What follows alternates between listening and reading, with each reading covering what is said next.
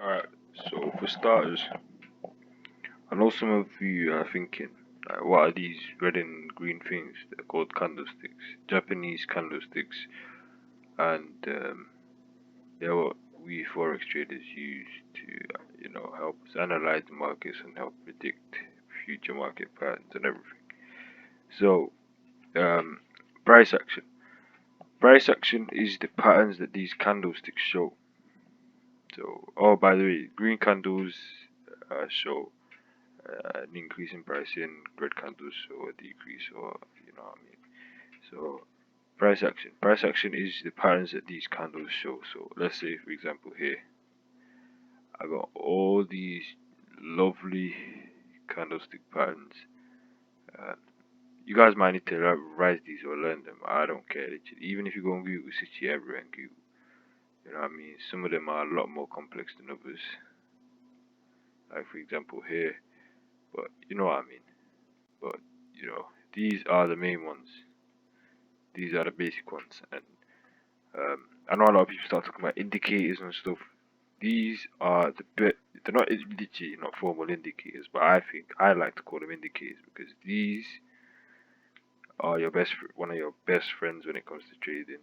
Yeah, you gotta make sure you learn them because to the point where when you see it, you know it. Yeah. So candlesticks. Candlesticks have a body and a wick. Yep. So the wick is the thin line and the body is the thick, bold, green or red body. The rectangular bit.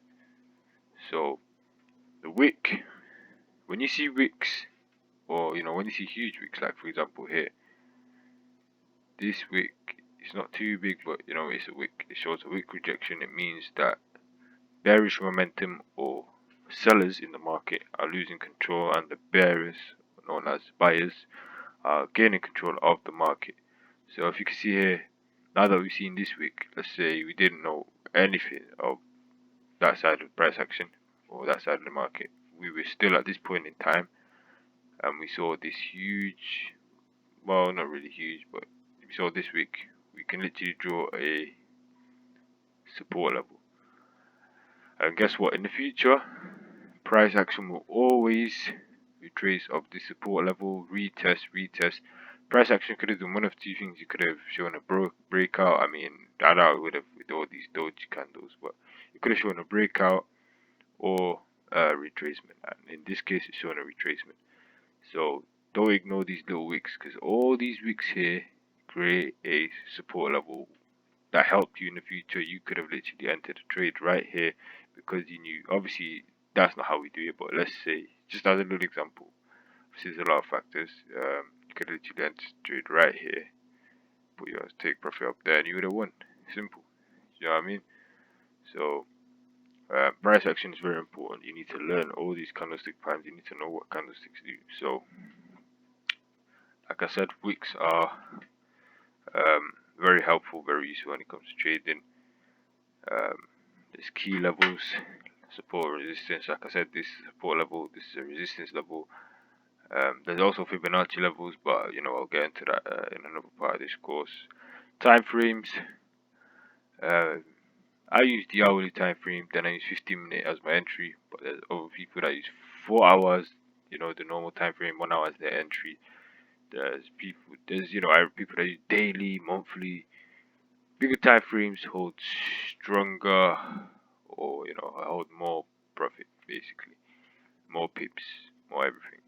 But hourly time frames are safer because there's less chance of a fundamental announcement happening. I mean, if you're using the monthly, there's definitely going to be fundamental announcements happening, which could literally change your whole prediction. You know what I mean? So yeah, pips. Pips are these things down the side by definition.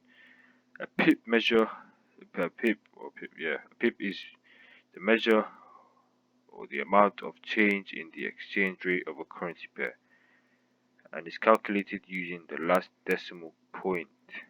Alright?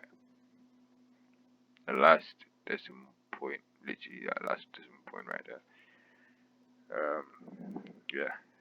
Since most major currency pairs are priced to 4 decimal places. The smallest change is that of the last decimal point, which is equivalent to 1/100 or 1% or 1 basis point.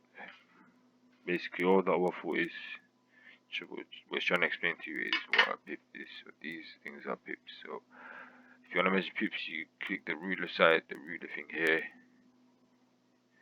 So let's say you enter the trade from here to here. It will show you how many pips that trade was. 27.2 pips.